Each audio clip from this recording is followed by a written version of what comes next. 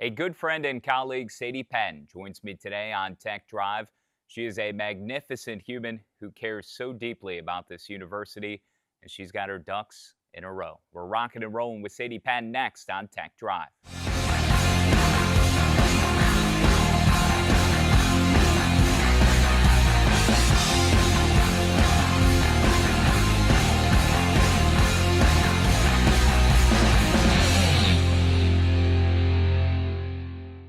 Tech Drive returns after a week break for Easter, and today's guest is very much near and dear to my heart. The person who works very closely with me under the umbrella of Louisiana Tech Sports Properties. She's an alum. Her family is a fixture in the community, an institution of sorts, and she continues to immerse herself at a place she loves dearly in this university. Sadie Patton, how are you? I'm good. Can your feet touch the ground? No. Camera cannot reveal that, unfortunately, although I just gave it away. So you graduated with a degree in sports marketing in the summer of 22 and then immediately started as a partner services coordinator, although I feel like the title has changed very much. You love this place, though. You just can't get enough of it. I can't. I call it my Disney World. It's my happy place. It's the happiest place on earth for me. I love it. Disney World. I am getting tons of DMs right now. I will talk to you off the record about that, about Disney World in and of itself. So it has been top of mind. I was there about a year and a half ago. That's a very aggressive comparison, though. Disney World? And that's just how much it means to me. I love this place. I wear the coordinates of the university on my neck every day. I have a necklace engraved with the coordinates, and I have worn it I got it for Christmas my freshman year of college, and I maybe have taken it off 6 times. Wow. So we're talking 7 to 8 years that you've been connected physically to this university and so many others.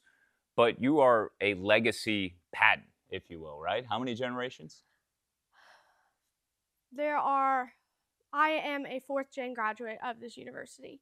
So it's actually on my mom's side, majority. And so my parents went here. My grandmother, my honey, she has 5 degrees from Louisiana Tech University.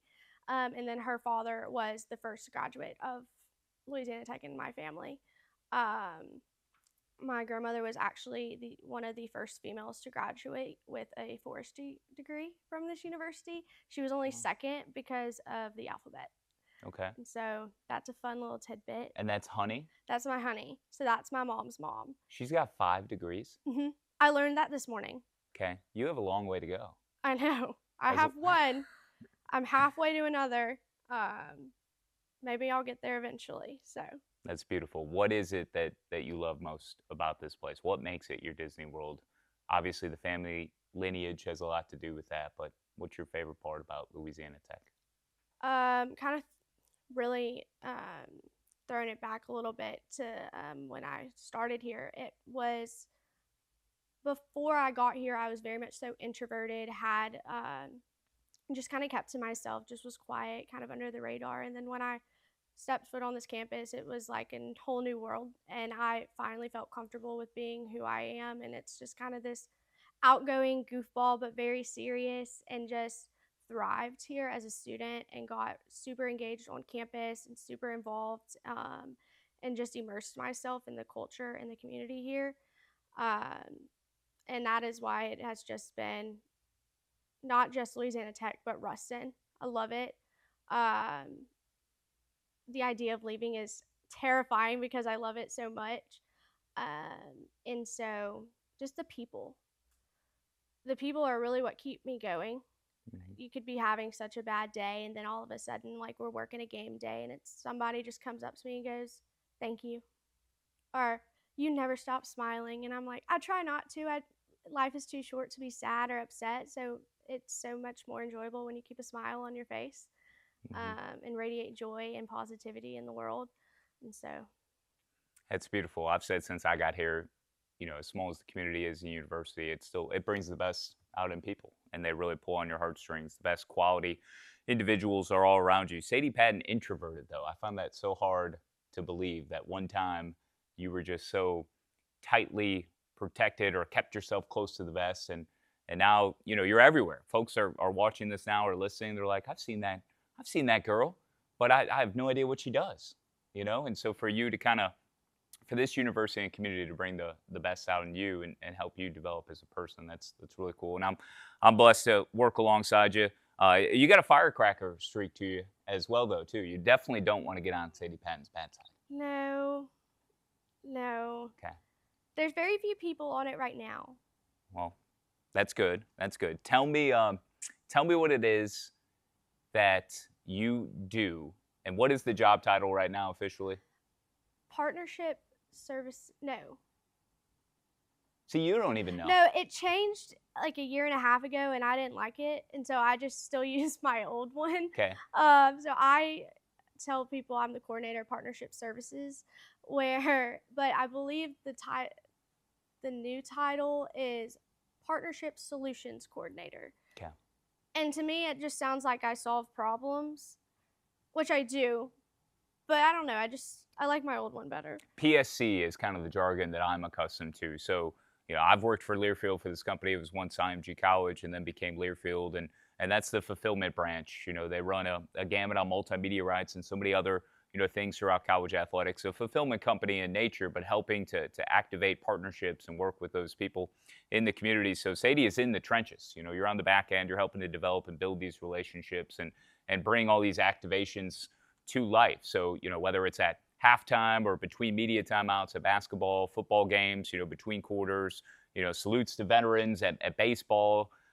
You do a number of different things, so many different hats that you wear, and I want to get into more of that. On the radio side, though, you and I working together, have I made your life more difficult or less difficult since less? Okay. Less difficult. I think that surprised you. Yeah, I demand a lot. But I think you do it as well, so we work well together. Yeah, you are a little high maintenance sometimes. Yes.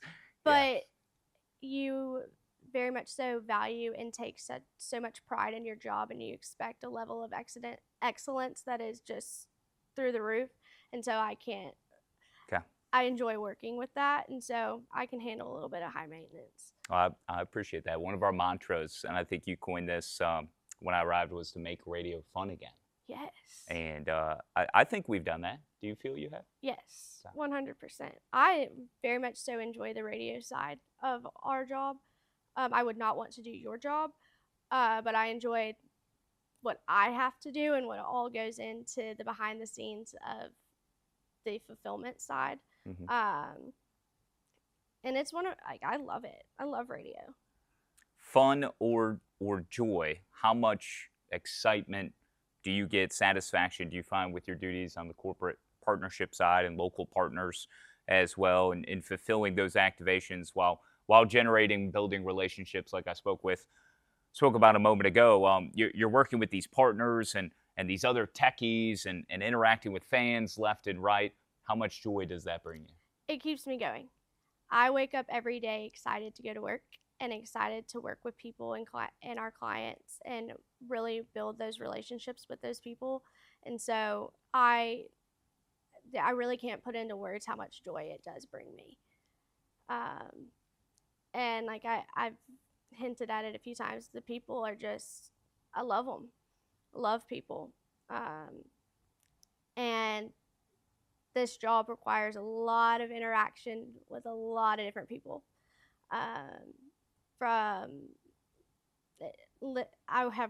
don't even know with how many people I've worked with over the last few years, but well, peel back the curtain some. How many partners you have these numbers? I can guesstimate.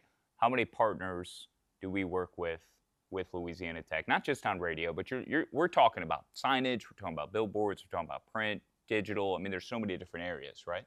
I think we're at a portfolio of a little over 80 right now. Okay. And so some clients I only work with one person. Some people I have a different contact for for radio, for signage, for all.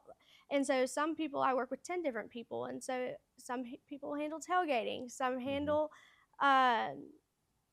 radio and digital traffic. And so I'm really bad with numbers actually. But I think I'm dealing with at least 300 people. Wow. Now, this isn't supposed to be a PSA. However, if anyone wants to get involved, okay, Sadie Patton at Learfield, is that right? Yeah. Okay, sadie.patton@learfield.com. There's Brad Pete's too, but we'll keep Brad out of it for now. Funnel all of your requests towards Sadie Patton. Of all those hats that you wear, especially on game days, with baseball, you help to facilitate post game for me with Lane Burroughs, and um, you're on the field or on the court as I talked about different activations, which by the way is not always the most pleasant experience, especially in post game. There have been some stray bullets that have been flying, but you've shown your patience and your professionalism to be a part of that sort of thing. Um, with that said, is there a favorite part of your gig that you do? Yes, and it like every sport is kind of different. Football is it's just a beast in itself. And so my favorite part about football is just literally watching it all come to life. Because there's only 5 or 6 home games depending on the year, and we spend so much time, energy, and effort go like in getting football season ready, and finally watching that video board come on and that activation happen and somebody hit the Whataburger target and win Whataburger for a year. Just watching that all come to life is just it's indescribable. Yeah. I will say I will never watch a sporting event the same. When I go to sporting events now, I really am not watching the game. I am looking at what their signage looks like. Where are they? Where are they doing their on-field recognition? Who's the me there? And if I go to a sporting event with anybody, I warn them ahead of time. I'm like, I'm gonna nerd out on you, and I'm gonna talk about the signs. I'm gonna listen to their PA announcements. I'm gonna do all the things that are my job, but I'm just gonna be there as a fan. Right. Basketball, I really have the opportunity to kind of slow down a little bit more, and I get to engage with our fans a little bit more because it doesn't require as much hands-on attention for me as football does with our activations. And so I enjoy the people part of basketball season. And then baseball is like my bread and butter. I love me some baseball season. My family has been season ticket holders for years, and so I also get to watch with my dad almost every game. Actually, every game Harvey doesn't miss. Mm-hmm. And so it's just the Love Shack is a very happy place for me and my family. We love the Love Shack. And it is even more hands off than basketball season is. And so, again, I get to enjoy the people. I'm constantly bouncing around. I have what I call my Section 6 family, and that's where my family's season tickets are. But I've befriended all of these people in Section 6. They know I may be getting up and down all the time, but they're like, she's just doing her job, but she's going to come back. And I've just met so many great people Mm-hmm. over the last few years. And like Benny, I chat with Benny all the time because he's one of the first people to write. He comes for BP. I chat with Benny for probably an hour before every game.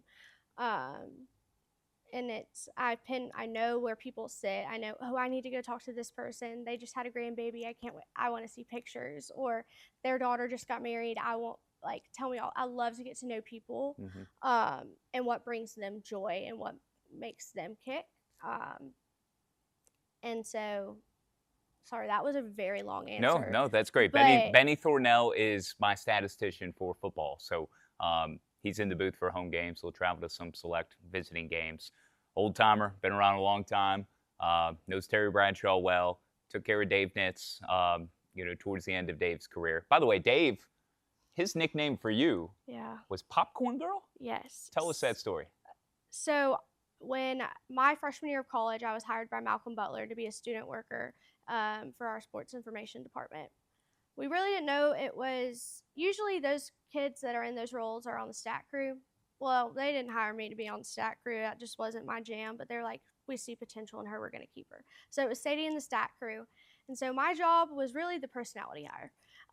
It was I did so many different things. But how I got to know Dave and Benny at that time was we had popcorn in our hospitality area before basketball games, and I was in charge of popping it. And so I would pop Dave a bag, and then I would take him. I want to say it was a Dr. Pepper.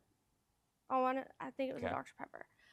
And after the first few games, he finally was like, "Popcorn girl, where's my popcorn?" I was like, "I'm working on it. I got you." And so it just and then when I moved into this role, I was convinced he didn't know my name. I was because I had just always been popcorn girl. And finally, like when I went full time, I was like, Dave, you can call me my name. Like Yeah, I'm Sadie. Like, and he, after we had that conversation, he called me Sadie for the rest of the time that we worked together. But I was that's popcorn beautiful. girl for 3 years. That's awesome. That's a good story. Dave Nitz, obviously, forever the voice of the Bulldogs. My predecessor here, there was Malcolm for a couple of years calling football and men's basketball, but Dave, 50 years as the voice of the Bulldogs. So that's a cool tentacle to pull on there.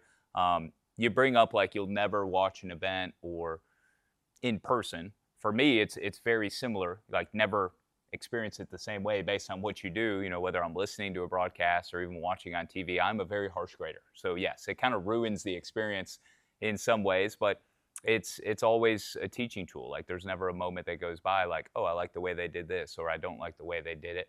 I want to be able to do it better, or how can we improve upon something? So yeah, your brain never turns off. You and I are very much alike in that regard.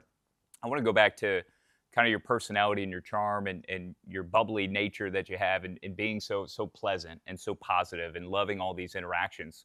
That can't be easy though, because not every day is a good day. So how is it that you are able to kind of open up a drawer and put in whatever it is you're dealing with personally or away from the job or whatever it is and kind of save face and put a smile on and go about your business and be the Sadie Patton that everyone knows and expects?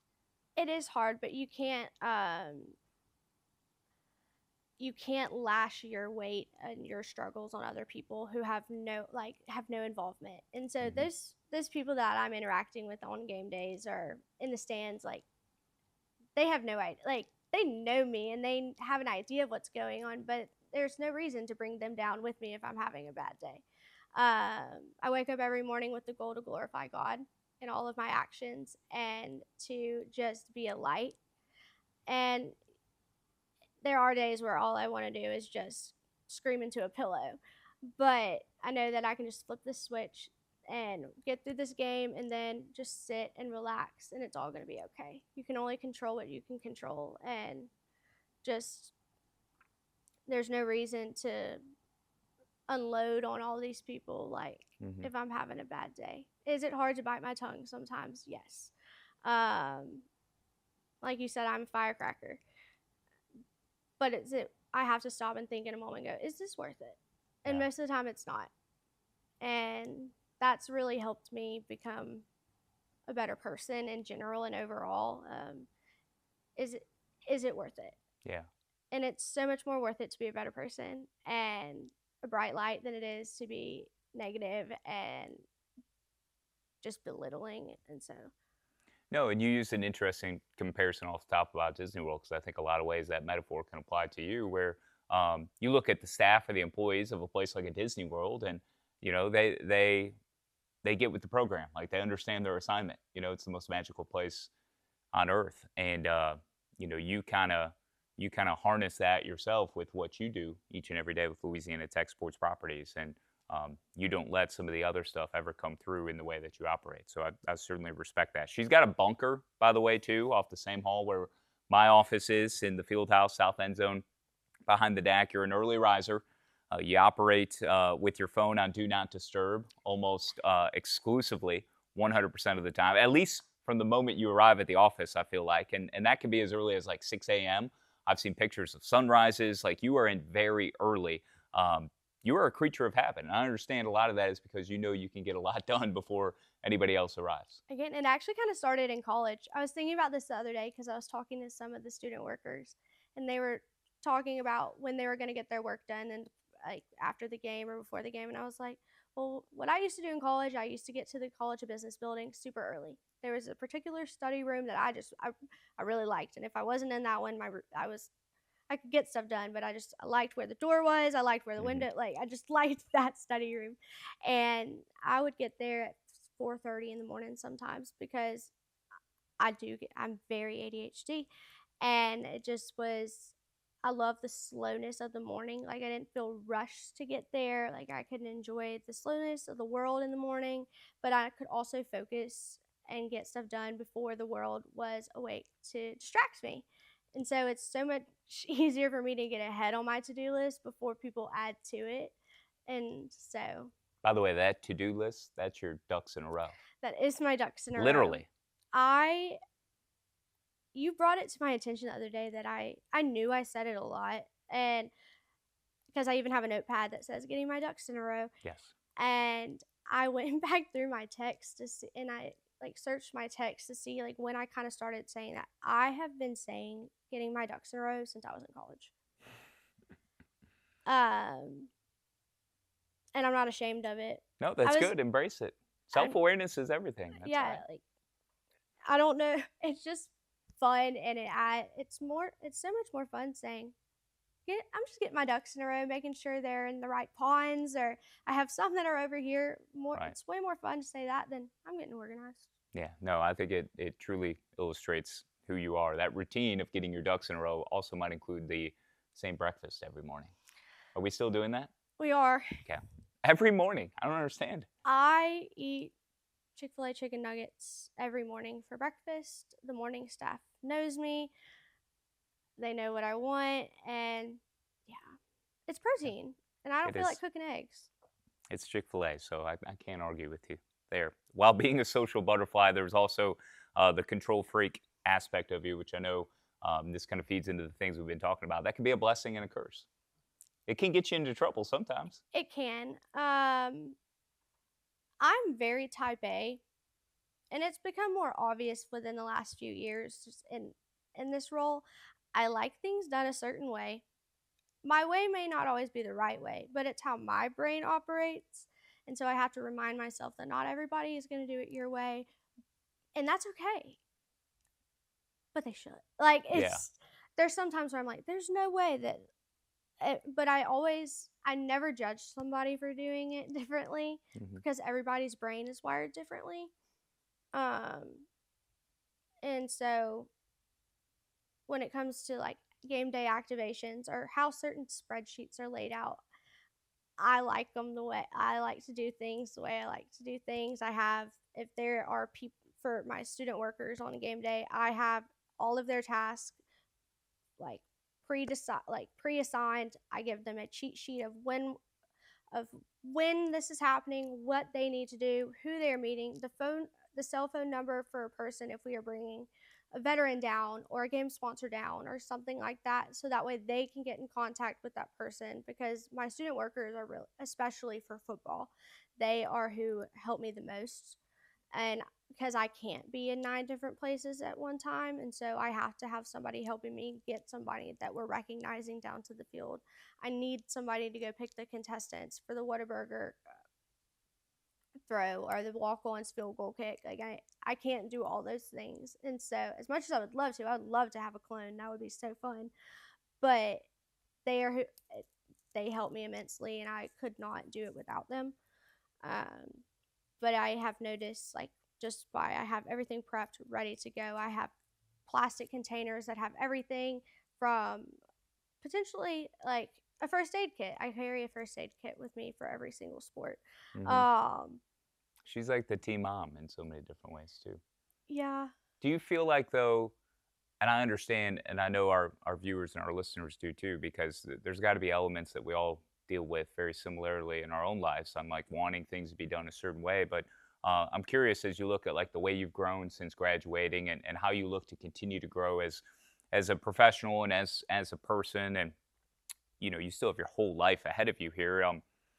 Where do you feel like you are most looking to grow here in the future? Because I feel like maybe what you're telling us is like you're learning like, yeah, certain things are black and white, and obviously with game day situations there are certain checklists and everything is very regimented, right? There's all these different pieces, so there is like a black and white part of this, but understanding and maybe learning that, hey, there could be multiple ways to skin a cat, or maybe not everybody's wired mentally right the same way. People are in different learning curves, or you got to talk to certain people a different way. Do you feel like maybe that's something that you're learning more about, that you feel you can tap into as you continue to grow? oh, 100%. First year me in this job was like guns ablazing, like really just I didn't force my ways on others, but I was very much so of why would we do it differently? Like Yeah. why? This works. Like why would we do it differently? But now as I'm going into my 5th football season in this role, it kind of goes back to what I said earlier of, is it worth it?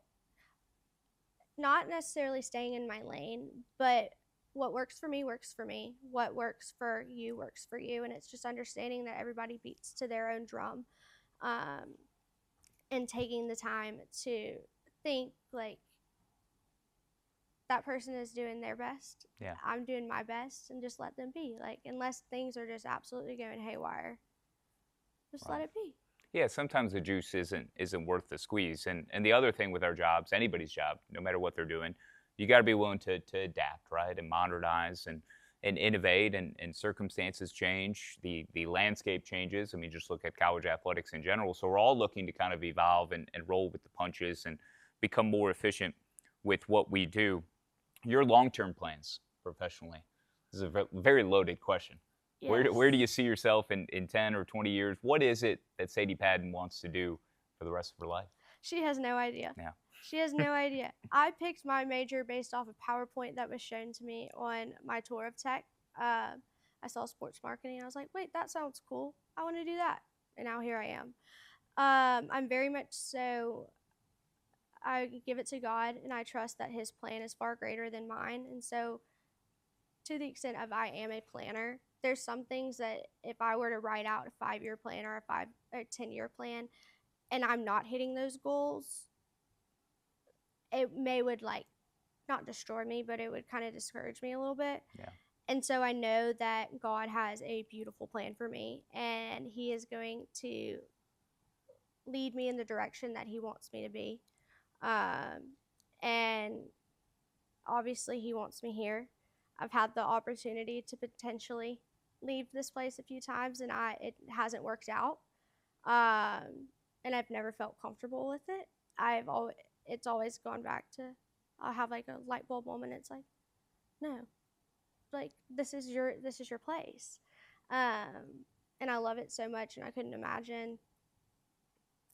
I know that God has just a beautiful plan, and right now it is to be in Ruston, Louisiana, and to just continue rocking and rolling. I say that phrase a lot too on our Monday calls. I say that one a lot. Rocking and rolling. Well, we're glad you're here. I don't know what I'm going to do without you whenever that day comes. I don't know what Brad Peets would do. So let's not rush it. You know, let's not take for granted what we have with the services of Sadie Patton, because you make us all better. We've talked about your family. Some again, it's a long lasting generation of folks that have come to Louisiana Tech, and you have the economic impact, the merchant presence of Patton's Western Wear and Patton's downtown. So I'm going to allow you to take the floor, talk about the stores, the family history of what they've meant from an economic standpoint here in this community, and I'll allow you to cut a promo at the same time, and you can do the Pattons read for us. Oh, I hope I do it justice. Just talk about Pattons. That's all we need. Yeah, so my family has the lovely pleasure of owning Patton's Western Wear and Patton's Downtown. And I'll rewind a little bit. So I actually grew up in Shreveport. And so my mom was from here, and then we've always had ties here, obviously. And so in 2007, my dad and a few of his brothers decided that they wanted to open a retail store. So we opened Patton's Western Wear. I was 6. And so I wasn't around it all the time because I was in Shreveport. And then I want to say it was 2012. I may be messing up that year. We decided to open Patton's Downtown. So Patton's Western Wear was obviously in the name. It's geared more towards your Western, your outdoor, your work wear.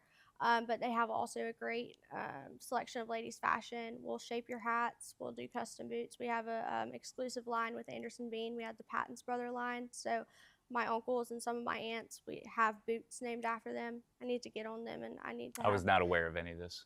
That's well, good. The more you know. And so we have the Western store, and then downtown is really our Southern lifestyle brand, which is also the home of our exclusive Louisiana Tech line that we have, all officially licensed. So if you need some tech merch, my first place to tell you is always going to be Patton's, selfishly, but it's the best in my opinion too. So it's incredible. I just was able to procure an all-black athletic hoodie, very thin latex baseball. That is gorgeous. I can't wait to rock that in Kennesaw this weekend. But yes, continue. Uniquely designed. Okay, these are all collegiately licensed, approved marks, all of that. Patton's Downtown. You can find some scintillating lady texture and bulldog gear. Yes, Yeah. t-shirts, sweatshirts, hats, all the things. I have way too many, if I'm if I'm being totally honest. But in addition to Patton's Western Wear and Patton's Downtown, my parents also own an antique store in downtown Ruston called Oliver Grace and Company. So my parents moved back to Ruston in October of 2021 because I graduated in May of 22. I have to think about it in my head. Mm-hmm. And I'm sure And you use COVID as kind of like a data point to try and put yeah, together the timeline. COVID hit my freshman year. I graduated college in 3 years, so I never really had that true we were wearing masks or we were in quarantine for pretty much all of my college years. But going back to the antique store, Oliver Grace and Company, it's actually my brother's. I have a twin brother. His name is Ethan Oliver, and I'm Sadie Grace, and so Oliver Grace and Company is where that came from, and has been the sweetest little addition to Ruston, in my opinion. It's another one of my little safe places, and I love going there. I love antiquing. I get it naturally. Obviously, my parents now own an antique store, and they've kind of instilled the eye and treasure. We call it treasure hunting. If you walk into my office, you'll know it's Sadie Patton's office. It's very similar in a way to Gerald Jordan's office. You never know what you're going to find when you walk in there. I have two big giant ice cream cones. One of them is a lamp. Actually, I bought it from Gerald. But I just love I love family business. I've loved my time stepping away from it because I did work we had a Shreveport store for a few years when I was in high school. And then when my parents decided to move back to Ruston, it was time to let the Shreveport store go. Mm-hmm. And so I enjoyed my time in retail, but it's not my bread and butter. You say that, but I feel like you might be destined for your own shop at some point in your life. Just listen to you talk. I mean, maybe we call it, this is a working name, but you say Safe Place, what these stores are, especially the antique one.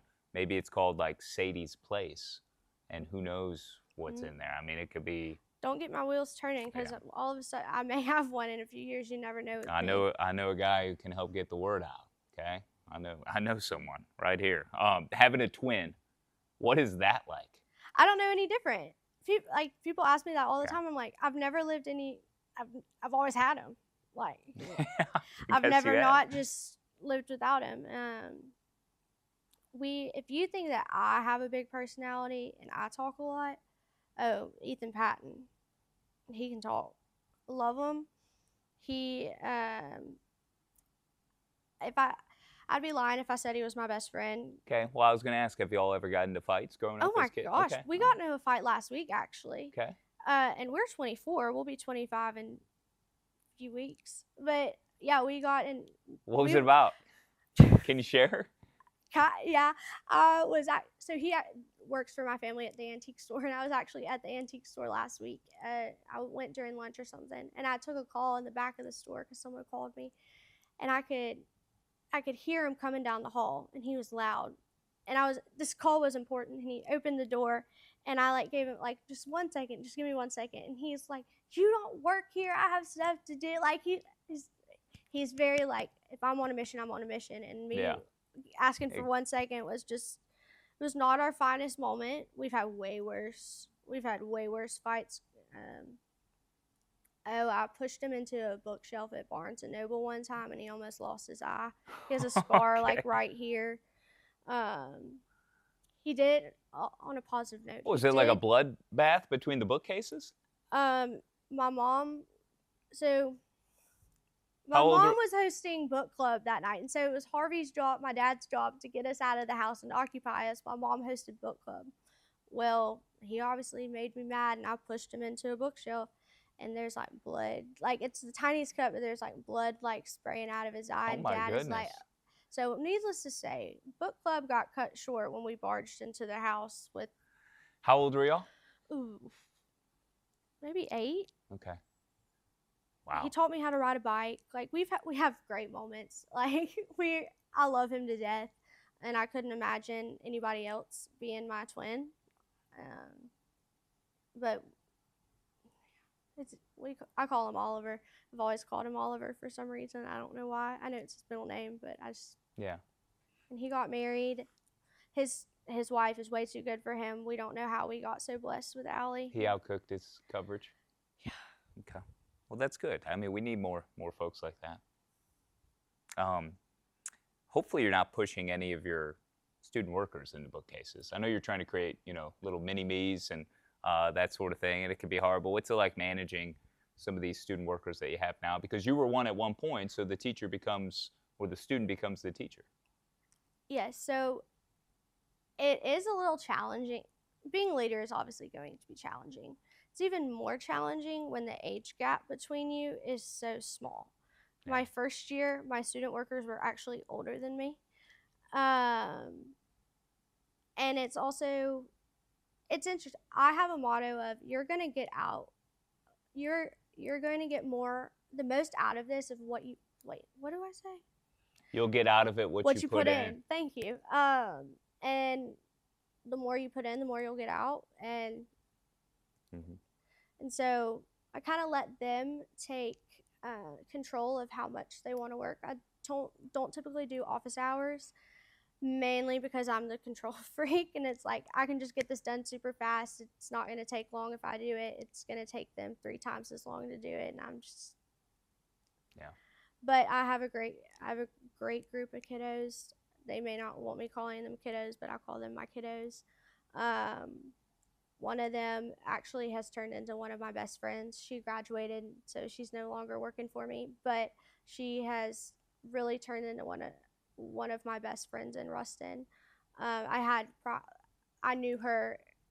We were acquaintances before I started this role, and then it just ended up working out that she enjoyed tech athletics, she enjoyed marketing, and that she wanted to work for me. And I don't know what I'm going to do without her this upcoming football season, because she could tell by the look on my face that said I'm going to handle this. She would come up to me and go, I'm going to take care of this. Like, don't worry. And I'm like, thank you. Like, well, you say you allow them the freedom to kind of make their own schedule or work as much as they're able to work. You don't necessarily like push them into an amount of hours. Do you find yourself, I'm very curious with your personality and the way you operate, when they are working, are you micromanaging?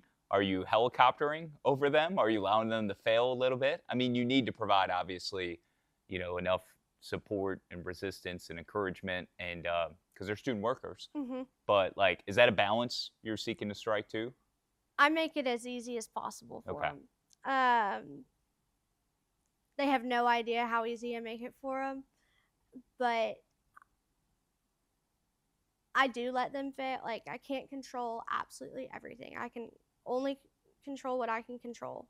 And so I do let them kind of run with it, especially. I feel like you could drive yourself up a wall if you're expecting a certain level. This goes back into us talking about the way we operate and what we expect out of others, and kind of remembering, hey, these are kids still in school. I have. And so when I finally took a step back and go, it's going to be like, let them figure it out. Sure. Obviously, within reason, of course. But it's like, they know that for that Whataburger contestant for a fry shuffle at basketball, they know that they need to put that contestant on the Conference USA logo, have them facing the video board. And I've never had a contestant get the fry shuffle wrong. Okay. I don't expect you to. I don't know what that is. And that's okay. But the fry shuffle? It's one of our activations for Whataburger. The way I explain it to people is like the red Solo Cup ping pong ball, like. Okay. But yes. The fries are the ping pong ball, and the container is. Yeah, and so it's super easy. In my 5 years are. That's my favorite promotion. So like, what's on the video board with baseball? Whenever you'd have like the ball underneath the cap type thing, and you got to follow and see where it is, and all shuffling. Yeah, no, I love that. But like they know when to have that person picked. They know who to text the name to. They know all those things. Okay. It took me a while to step away. It's hard for me to step away and watch sometimes because I love going and doing, and I want to make sure it's perfect. But that's why I have student workers. Okay. we're wrapping up with Sadie Patton of Louisiana Tech Sports Properties. I've got to ask you about the dynamic of working with our boss, General Manager Brad Peets, Manager of Business Development in Paul Devlin, myself, Director of Broadcasting Kyle Schasberger. We have an interesting motley crew of folks, do we not? Yeah. Okay. Y'all are all very different, all wired so differently. And y'all are my ducks. I have to keep y'all balancing. 3 grown men as a young female professional can have its challenges. But I really just I don't let y'all break me, like y'all don't break me down by any means, but like I just stand up and I'm like, you're gonna do this. Mm-hmm. This is it. I'm very black and white when it comes to certain things, and it's. Oh, that's awesome. I think I have a lot to learn from each of you, and y'all have a lot to offer, and so I do enjoy that aspect of it. And y'all are another safe space too, because we're all in it together. We're all on the same page, like maybe not the same page, but we're all on the same team. Yeah, and with that comes, therapy away from the job. We can talk to each other about other things, not just related to work. And I think that's when you have a strong work-life balance, or at least a certain level of trust with the people that you work with, that, they're your work family. Mm-hmm. And family takes new meaning with your work folks. But I think we all definitely tap into that. When you're not working, what do you love to do? You've discussed a lot of this already. You love your family. You love this university. There's obviously the stores here in town, which you're involved with, minimally, but you're there. You're around. You're part of that. What would you consider some of your fine hobbies that you like to subscribe to, though? In the very little free time that I have, because I'm always here, but I say that with a smile on my face because I signed up for this gig. Like, I knew that going into it, the schedule. I mentioned it earlier. I love antiquing. I love finding something and using it for a different purpose, or for its intended purpose. But I'm not artistic. Like, I can't paint. Like, I don't. I've seen you put some art out on like Instagram. No? Haven't you? Okay, maybe it's just the collection of pieces I've seen in your home. Because you are, yes, you have phenomenal taste. I love interior decorating. Yes, okay. So that's the kind of creative that I am. But like artistic. Okay, yeah, none of that is you. No, but I love just styling a room or bringing character to a space, and like I want my biggest goal. I talk to my mom about it all the time. I'm like, I want people to walk into my house and know Sadie Patton lives here. I don't want to be cookie cutter. There's nothing wrong with that. I just don't want to be cookie cutter. And I want things to be unique and speak about the people. Like my office. Very much so Sadie Patton's office. I've learned that I'm very much so a clean freak when it comes to my house. So if I have a day off, I usually spend it like cleaning and tidying up my house. And I actually find so much joy in that. I don't know if that makes me crazy or not. But I'm kind of a homebody. Mm-hmm. I enjoy being at my house, and I enjoy having others over. I love hosting. I don't have the biggest space, and I'm not the best cook in the world, but when I do have a nice space and can host gatherings, we're going to live and learn together. Like, yeah. I just enjoy being in the company of others. And now when that social battery does die, it dies. And I use this phrase, I want to exist peacefully, and I just want to stare at my ceiling, and that's why my phone lives on Do Not Disturb. Always. And I need to work on that, because it's not the best. Sometimes people need answers, and they need to get a hold of you. I have certain people, you're on bypass because you complained about it so much. I put you on bypass. But I'm pretty simple. You are more than simple. You are a unicorn, a majestic creature, all of those things. She's Sadie Patton. This has been absolutely awesome. I appreciate your time so much on Tech Drive. Thanks for having me. That's Sadie Patton. Carson behind the camera on the ones and twos. Appreciate him so much. Kyle Cavanaugh, GB, and Jack as well. On the voice of the Bulldogs, Kyle Schasberger. We'll talk to you next week on Tech Drive.